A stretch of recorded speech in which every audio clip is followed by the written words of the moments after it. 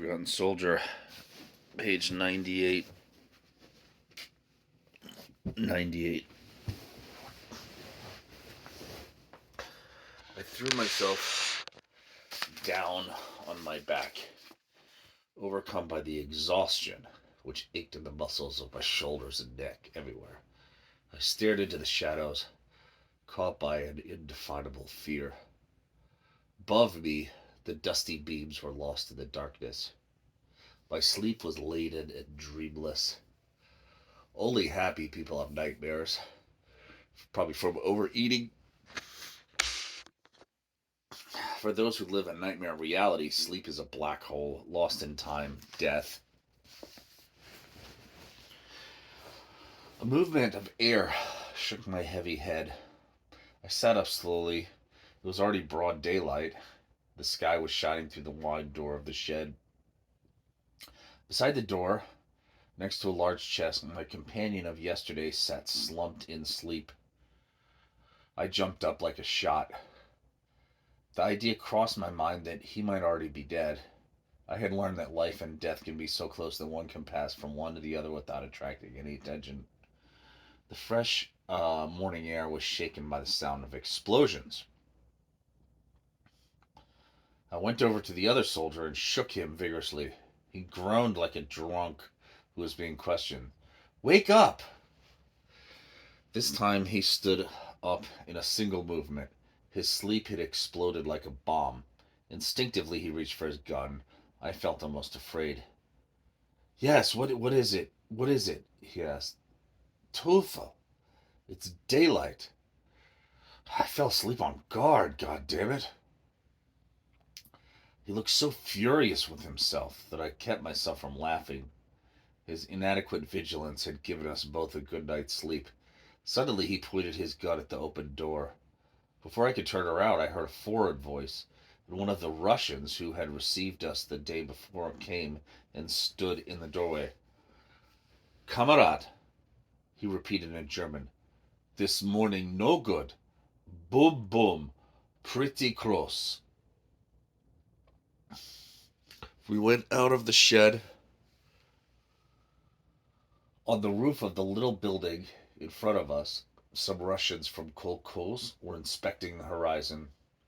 We heard some more long drawn-out explosions.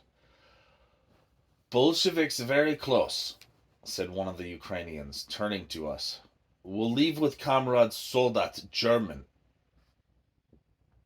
"Where are the wounded?" my companion asked, irritated at having been caught off balance. "Where you put yesterday," answered the Popov. "Two Kameraden German dead." We looked at him in confusion. "Come and help us," my companion said. Two of the more seriously wounded men had died. There were now 4 wounded men, all in poor condition. One of them was groaning and holding his right arm, whose hand was missing. His purulent dressing glistened with gangrene, which was already devouring him. "Dig 2 graves over there," ordered the tall soldier. "We must bury these men." "We're not soldiers," answered the Popov, still smiling. "You dig 2 graves," insisted the German, aiming his gun at the Russians. "2 graves, and quick." The Russian's eye gleamed wildly as he stared at the black hollow of the gun barrel. He said a few words in Russian, and the others busied themselves with the job. We had begun to change the dressings of the wounded when we heard the sound of a motor in the courtyard. Without thinking, we ran out. Several armored vehicles had just driven in, and a gang of German soldiers were running toward the big drinking trough. They were followed by 4 or 5 Mark IV tanks, loud machines. An officer climbed down from the Steiner, and we ran to meet him, telling him who we were. "Alles gut," said the officer. "Help us load up and leave with us." We tried to get the amphibious Volkswagen to start, but that proved impossible. We dragged it from the hut, and one of the Lancers threw a grenade into the engine. A moment later, it blew to pieces. More vehicles arrived, Others left in the direction from which we'd come. We couldn't really understand what was happening. The sounds of explosions from the southeast was continuous. The road that ran through the Kolkos was a stream of traffic in every description. Whenever anyone stopped, I asked for news of my unit, but no one knew anything. It seemed likely that my companions in the 19th Rollbahn were far to the west by now, far from the front to which it seemed I was being sent. A while later, I turned west in a company of soldiers drawn from many different infantry units.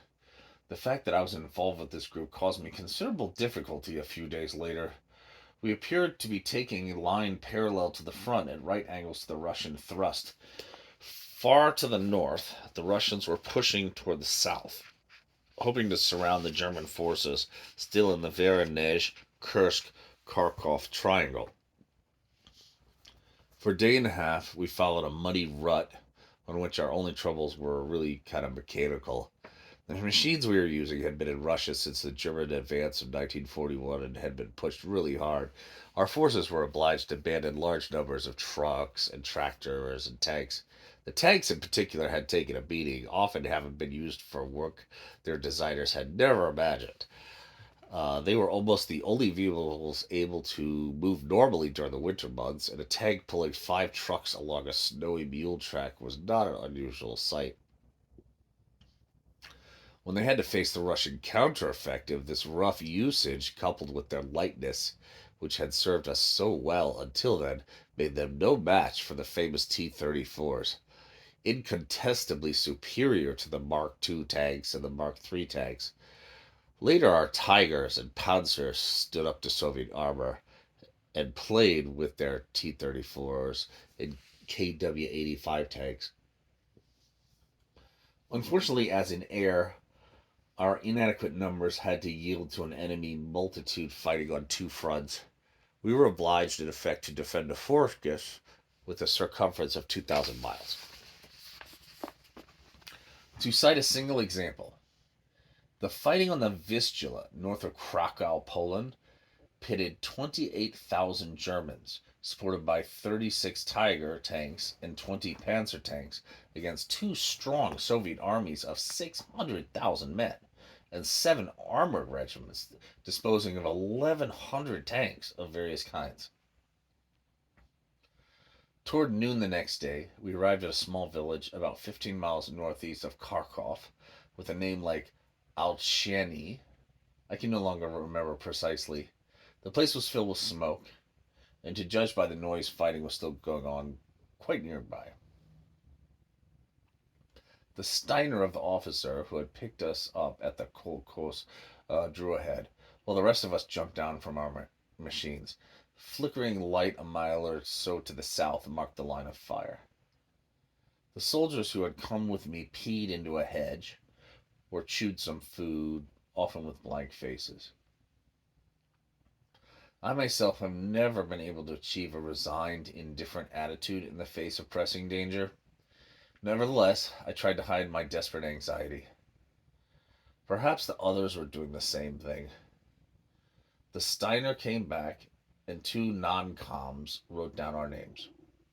Then we were organized into groups of 15, led either by a sergeant or an Oberkreuzreiter, which is a senior lance corporal.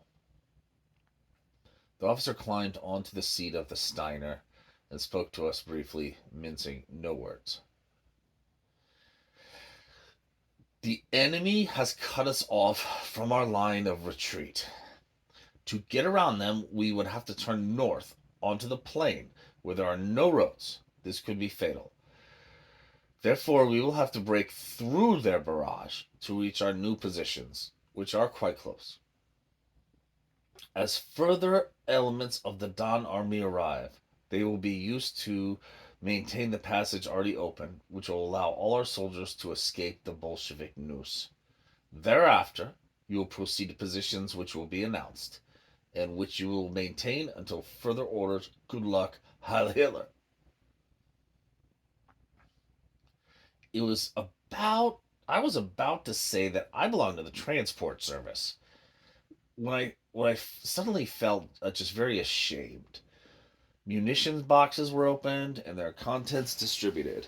My pockets and grenade pouches were full, and I was given 2 defensive grenades, which I didn't know how to operate. We moved single file to the edge of the village, past houses burning from enemy incendiaries. Groups of men were walking about in the vehicles that were still smoking. We were taken over by a lieutenant who asked 5 or 6 of us to follow him down a long street which was still more or less intact.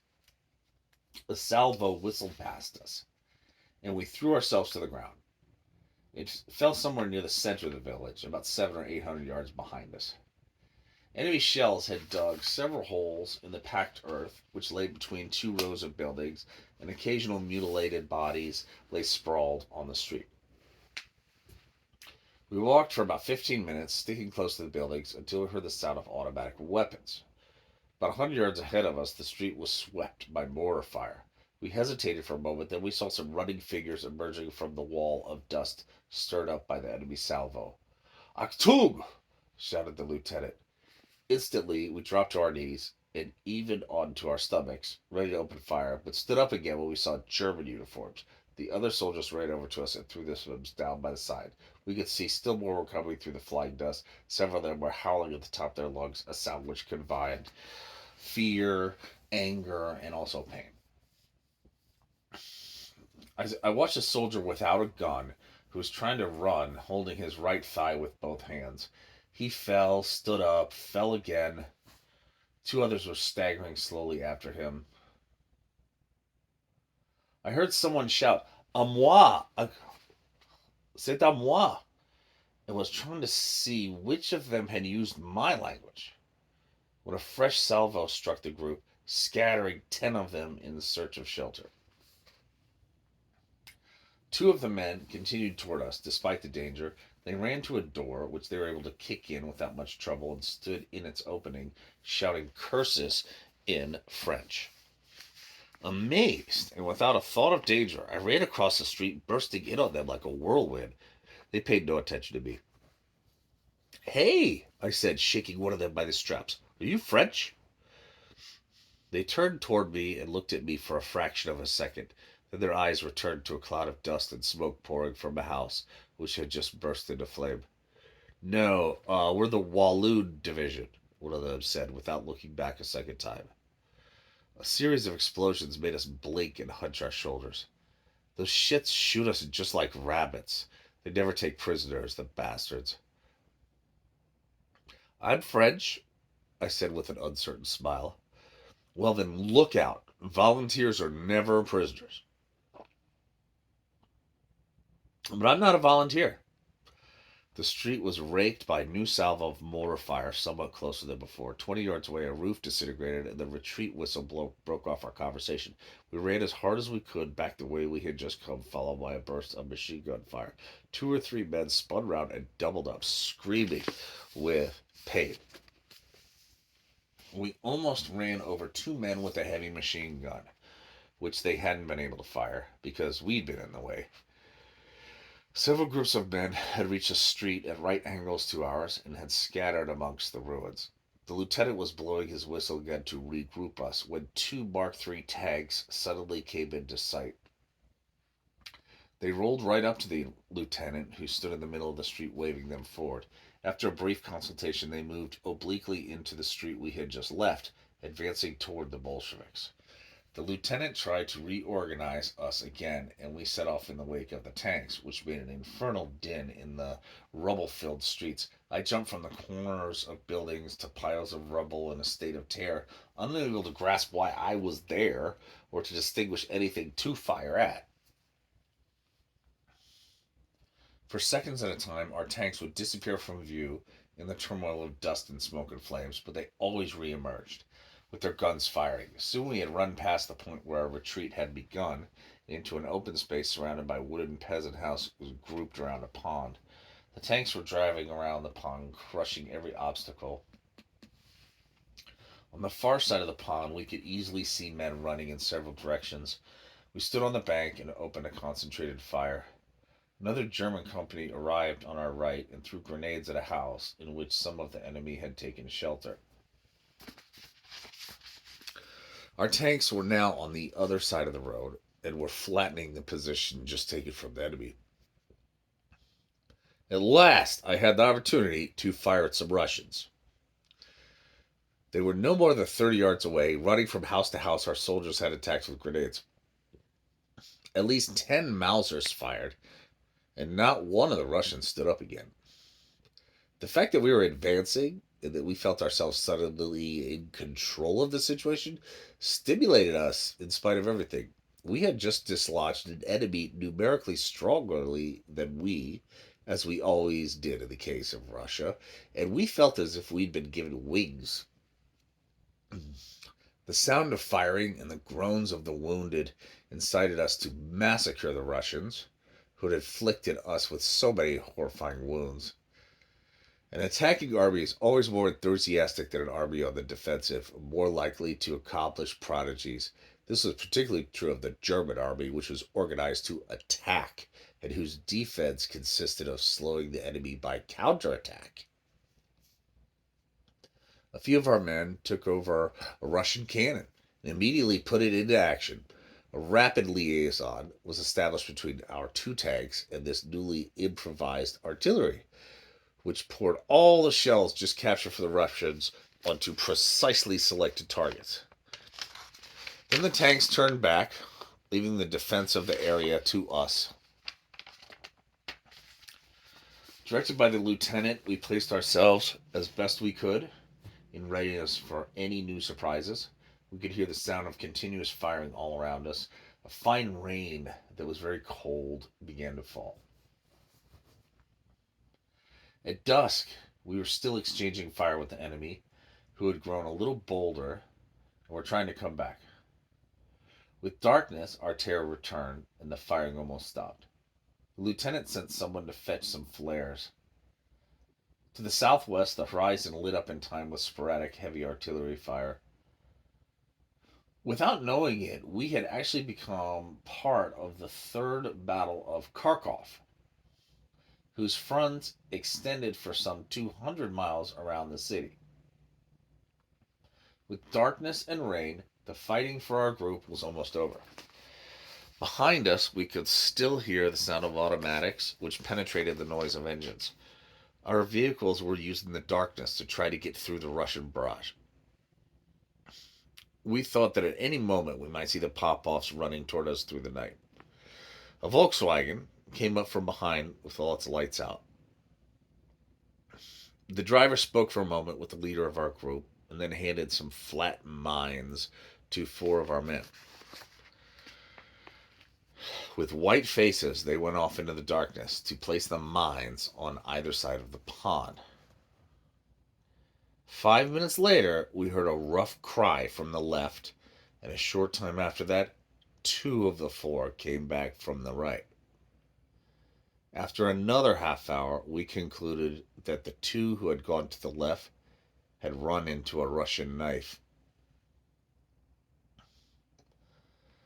Much later that night, when we were all feeling overwhelmed by sleep, we witnessed a tragedy that froze my blood. We had just thrown about a dozen grenades at random to forestall some suspected danger when a prolonged and penetrating cry rose from the hole on my left. It lasted for several minutes, as if it was coming from the throat of someone who was like fighting desperately. Then there was a cry for help. Which brought us all from our holes and shelters. About 10 of us ran toward the sound. The darkness was torn by the white lights of several shots. Fortunately, no one was hit. We arrived at the edge of a foxhole where a Russian, who had just thrown down his revolver, was holding his hands in the air. At the bottom of the hole, 2 men were fighting. One of them, a Russian, was waving a large cutlass, holding a man from our group pinned beneath him. 2 of us covered the Russian, who had raised his hand, while the young Obergefreiter jumped into the hole and struck the Russian a blow on the back of the neck with a trenching tool. The Russian let go at once, and the German, who had been under him, who had just missed having his throat cut, ran up to the ground level. He was covered with blood, brandishing the Russian knife with one hand, like a madman. While the other, he tried to stop the flow of blood pouring from his wound. "Where is he?" he shouted in fury. "Where's the other one?" In a few bounding steps, he reached the two men and their prisoner. Before anyone could do anything, he had run his knife into the belly of the petrified Russian. "Cutthroat!" he yelled, looking with wild eyes for another belly to open. We had to hold him so he wouldn't run past our lines. "Let me go! I want to show these savages how to use a knife." "Shut up!"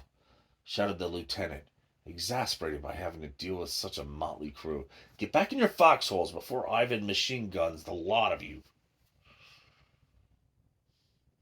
The lunatic, who was losing a lot of blood, was dragged to the rear by two men. I went back to the hole I was sharing with the four others. I would gladly have fallen asleep, but nervous exhaustion kept me awake.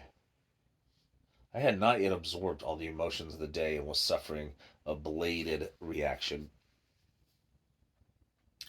The intermittent rain began to soak into our clothes, cold, and it began to weigh them down. The pond gave off a faint smell. Two men began to snore. Throughout the night, which seemed interminable, I kept up a dull conversation with my companions to prevent a nervous collapse. In the distance, we could hear the continuous rumble of our retreating trucks. Enemy action began again well before dawn. Flares above our position blinded us with their unexpected white lights. We looked at each other in wordless confusion. The intensity of this diabolic light threw a sinister, almost indecent glare on our ghostly faces. At daybreak, enemy artillery poured a hail of projectiles of every caliber onto the road about a quarter of a mile behind us. Beyond my hole, where I dared look outside, I could see other helmets poking up there and here from below the ground. Under their visors, eyes gleaming with fatigue were trying to discern our immediate future on the dim bank across the pond. I scraped up some crumbs of a vitamin biscuit, which was the last food in my possession. Insomnia and exhaustion made us incapable of grasping the situation with any precision. We were simply there, shivering, wet, and if even a small group of Russians had appeared, we wouldn't have been able to stop them. Fortunately, the Soviets didn't attack, and we were only subjected to one round of mortar fire, which nevertheless wounded 9 of us. At last the sun rose, and we felt somewhat better. When it reached its zenith, we were still waiting in our holes, which the spring warmth had not been able to dry out. We had not been given any more food, but then as a soldier of the Reich was supposed to be able to withstand cold, heat, rain, suffering, hunger, or fear. Our stomachs growled and blood beat in our temples and in our smallest joint. But the air and the earth and the universe were growling too. From habit, we were almost able to persuade ourselves that this was a possible way to live. I know many who actually managed it. Toward 6 o'clock, we were ordered to abandon our positions. This step required many precautions. We had to cover a considerable distance with all our equipment, while two men stayed behind to lay mines for the enemy. When we reached the ruins of the first house, we were able to straighten up. We went into the battered buildings whenever we could to look for food. I can remember devouring 3 raw potatoes and finding them delicious. We arrived at the crossroads from which our group had set out 24 hours earlier. The 2 mutilated but recognizable roads we had taken the day before had been turned into a jumble of churned earth. As far as I could see, the disabled carcasses of Wehrmacht vehicles lay scattered in a haze of whirling smoke across the ruins of what must have been houses at one point. There were several muddy German bodies, too, lying in rigid attitudes, besides wrecked machines waiting for the burial squad. Some men from the engineers were setting fire to the vehicles that blocked the road. We walked through this chaos for a while, supporting our wounded. 100 yards away, another group, larger than ours, was also withdrawing with arms and equipment. We followed the lieutenant as far as the recruitment center, abandoned by officers 2 hours before we received the order to withdraw. Not a soul was left in the battered building, which had housed the officers responsible for the defense of the town. A sergeant on a motorcycle was waiting alone in front of the building to instruct stragglers. The lieutenant seemed disgusted by the available options. He continued to lead us westward. We covered another 12 miles on foot, constantly threatened by Soviet patrols who would open fire without hesitation on even a single famished lancer. After driving down some 30 times or more to avoid Russian salvos, we arrived at the Luftwaffe field, which had already been abandoned. We thought that the wooden buildings, which were like the ones we had occupied on the Don, might still contain some scrap of food. Carrying our 4 wounded men on improvised stretchers, we walked toward one of the huts, stumbled with exhaustion, but we never reached it. A scene of intense horror stopped 6 or 7 of us. We had just passed a bunker in which we noticed a body lying at the bottom. 2 emaciated cats were eating one of its hands. I felt sick. "Get out, you damn cats!" shouted my companion. Everyone came over to look. The lieutenant, as sickened as I had been, threw a grenade.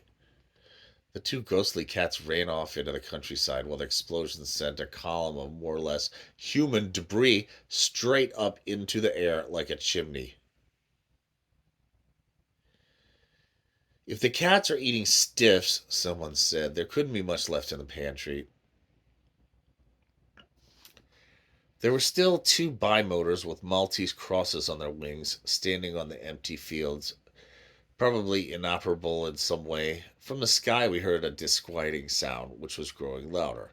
We all turned our white faces the same way, suddenly realizing that we were standing beside 2 planes in the center of a vast, flat space and could hardly fail to attract attention.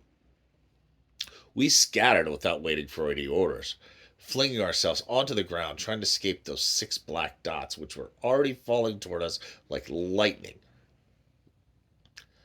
I thought immediately of the bunker where the cats had been feasting. 6 others had the same idea, and although I ran as fast as I could, I arrived next to last beside the hole where 4 soldiers were already trampling on what was left of a human being.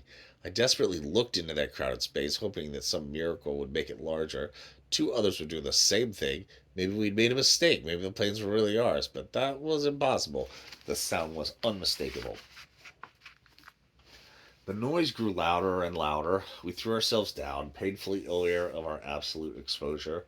I held my head between my hands and closed my eyes, trying to obliterate the muffled explosions which reached my partially blocked ears. I felt the fury of hell pass over me like a hurricane. The blows striking the earth shook every organ of my body, and I knew I was going to die. Then the storm passed as quickly as it had come. I lifted my head to see the enemy formation break apart as it climbed higher into the pale blue sky. Here and there, across the field, men were getting up, running for better cover. The Russian planes had regrouped and were turning as tightly as they could. Then they swooped down at us again. I felt a bitter presentiment freeze my blood. I began to run like a madman, with my legs flying, trying to force myself to go faster. But I knew that exhaustion had the upper hand, that I would never reach the road within the ditch which might shelter me. I kept stumbling over my heavy boots. In desperation and despite myself, I fell into the wet grass, instinctively aware that the planes were on top of us again. The first explosion shook the ground, filled me with a fear. I scratched at the ground like a rabbit whose last hope of escape is to bury itself. I could hear the earth being torn and horrifying human shrieks. White flashes burned into my eyes, through my clenched fists and eyelids. I lay there for 2 or 3 minutes, which seemed like an eternity.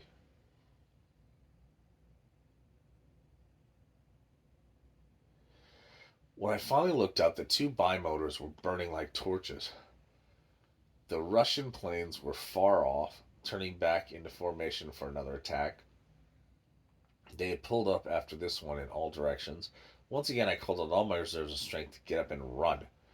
The other way this time to the wooden buildings, which suddenly seemed to offer refuge. I had covered about a third the distance when the Russian planes attacked, shooting rockets into the building, which disintegrated like matchwoods. After a few moments of further terror, we could hear the engine of the plane fading in the distance. Everyone who was able stood up again. No one spoke. We stared at the flames, at the sky, and the reddening heap of human remains. Our lieutenant, who seemed to have lost his sanity, although he was unhurt, was running from one wounded man to another. Shit! Someone shouted. Another attack like that, and there won't be anyone left. They've just left us here. We'll never get out. Shut up! Shouted the lieutenant, who was supporting wounded man. War is never a picnic. Who did he think he was telling? We gathered around him. Our lieutenant lifted the shoulders of the poor fellow covered with mud and blood, who was laughing to split his sides. For a moment I thought he was crying with pain, but he was in fact howling with laughter. Das ist der Philosoph, someone said. I had never noticed the man before. His friend added that he had always believed he would return home unscathed. Three of us tried to lift him to his feet, but soon realized this was impossible. His bursts of laughter were interrupted by words which I understood perfectly and thought about for a long time afterwards, which still troubled me. As I remember his laugh, there was nothing mad about it. It was more like the laugh of someone who had been the victim of a practical joke, a farce, in which he had believed until suddenly he realized his folly. No one questioned the philosopher, but he himself, through his hilarity and his agony, tried to explain. Now I know why. I know why.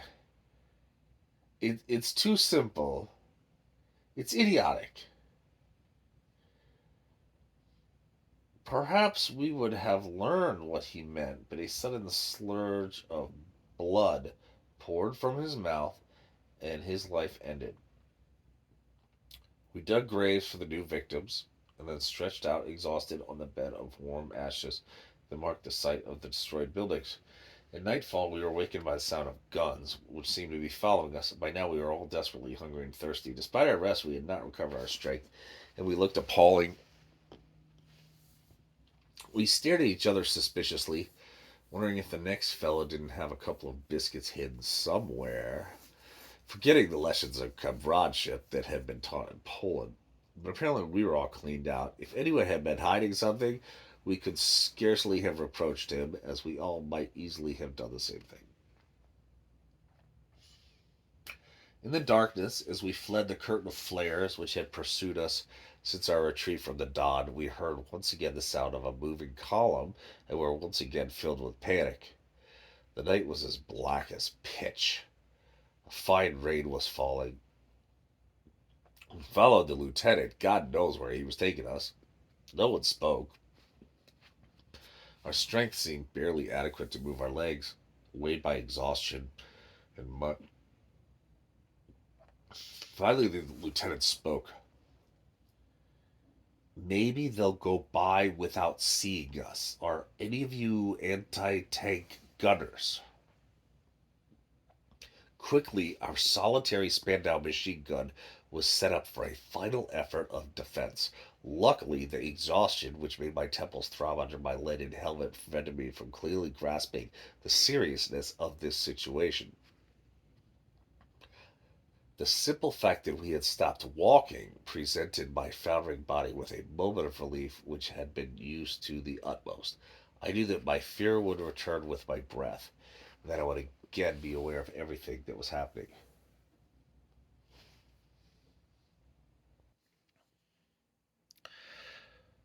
The first black mass which came into view with all of its lights out seemed to be some kind of light vehicle.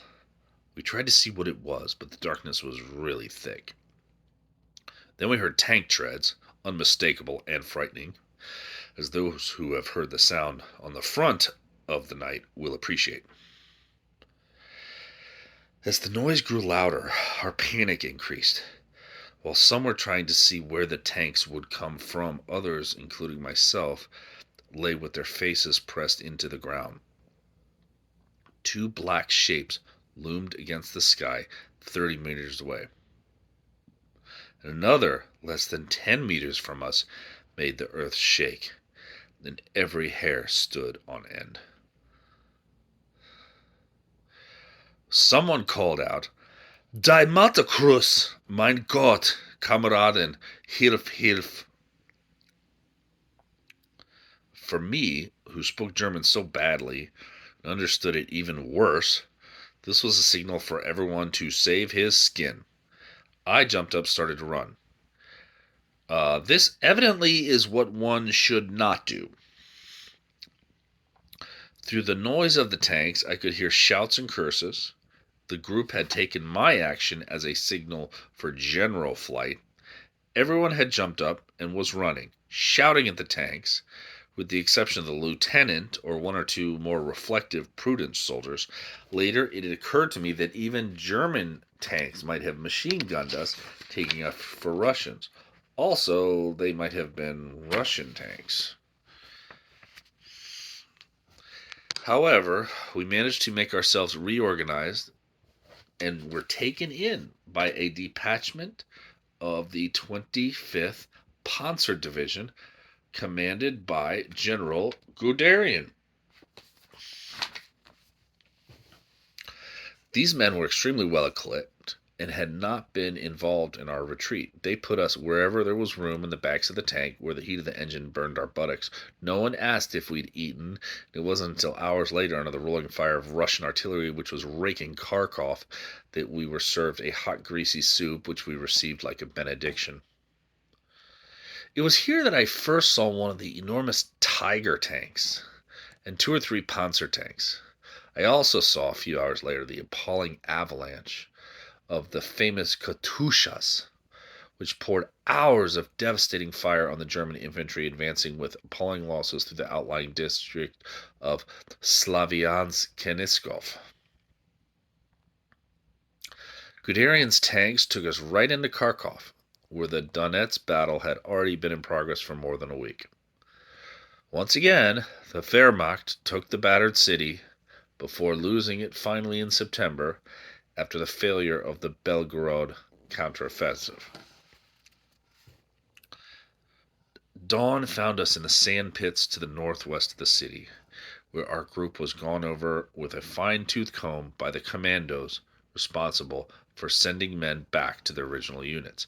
As they didn't know where most of these units were, the best they could do was to form the strays into new groups, which everyone wished to avoid.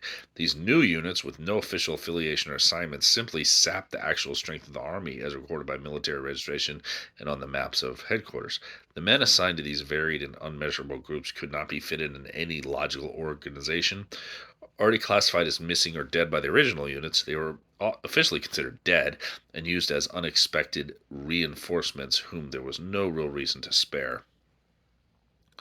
Long lines of soldiers, sitting, lying down, asleep, awake, were waiting for orders which would somehow fit them into the battle.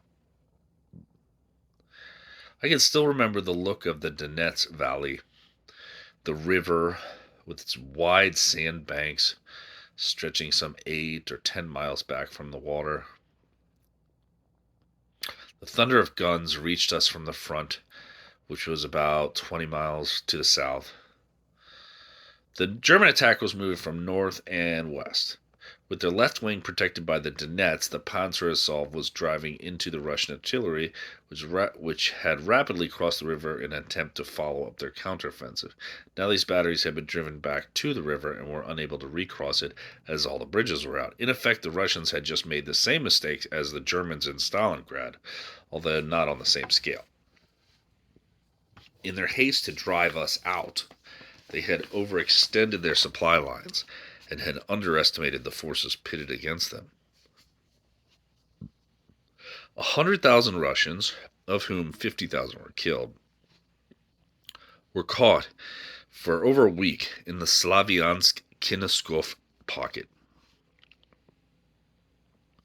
Of course, I didn't know what had happened around Kharkov until months later, For me, the Donetsk battle, like the battles of the Don and the Ochini, was a smoking chaos, a wellspring of continuous fear, alarm, and rumor, and thousands of explosions. I had just been reassigned and was waiting for further instructions with a handful of other filthy, shaggy men when a policeman handed me a scrap of paper. The police, like the commandos, were authorized to organize strays, and the scrap of paper purported to give us the route we must take to return to our original company. It seemed that the 19th Rollbahn was operating in the neighborhood, and the 3 other fellows also belonged to it. We cleared out as quickly as we could. The fear of being incorporated into an impromptu battalion lent wings to our feet. I have never had a very strong sense of direction, but here in the chaos of mud and ruin, even a migratory bird would have lost the north. Our scrawled note only gave us the principal points to look for, which might have been recognizable to regiments camped on the spot. To us, however, in an entirely new landscape, it was almost impossible to distinguish one point from another. The rare signposts that remained on the battered streets had been twisted in the fighting and had to be disregarded. After 1,000 false leads and 1,000 delays, we finally found our company 2 days later. In the meantime, we had been pressed into service unrolling telephone wire for an SS regiment which was mounting some sort of attack. I still remember a railway embankment which some very young SS were charging under heavy machine gun fire. We huddled in a drainage pipe which had been uncovered in the apartment, waiting for the SS to take the area, which they did with heavy losses. Beyond the 2 cement walls, the flash of mortar fire and red fire metal fragments streaked the air. Then the same regiment used us to supply a Haubitz battery, which had been engaged for several days in an artillery duel with the Soviet guns on the east bank of the Donetsk. We were moving the heavy projectiles from their distant depot when we ran into some men from our company repairing a collapsed bunker. The first familiar face I saw was Ollensheim. "Hey!" I shouted, running to my friend, followed by 3 others. "It's us!" Ollensheim stared as if he'd been struck by lightning. "Another 4! God must be with us. Laos scratched you off the list a long time ago. There are still 30 who haven't shown up yet. We thought you must have been put in one of the scrap units." "Don't mention bad luck," I said. "Where's Hals?" "That fellow has all the luck. Right now he is in Trevda being taken care of while we dig up this damn dirt." "Was he wounded?" "Oh yeah, he got a fragment in the neck. Absolutely nothing, but he was collected along with the serious wounded. He said he was unconscious for 2 hours, but he always exaggerates." "And Lenson?" "He's fine. He's changing a tread over there." Laos arrived, and we instinctively saluted. "Glad to see you, boys. Really glad." He shook us each by the hand, his old father's face filled with emotion. Then he took a few steps backward. "Announce yourselves clearly and intelligibly, the way I taught you." We conformed to the prescribed manner with a goodwill that came from a deep sense of comradeship. But apart from this encounter, everything looked dark. The sky was filled with lowering clouds which threatened rain, and at the 4 cardinal points, white flashes preceded geysers of damp earth and rubble by fractions of seconds.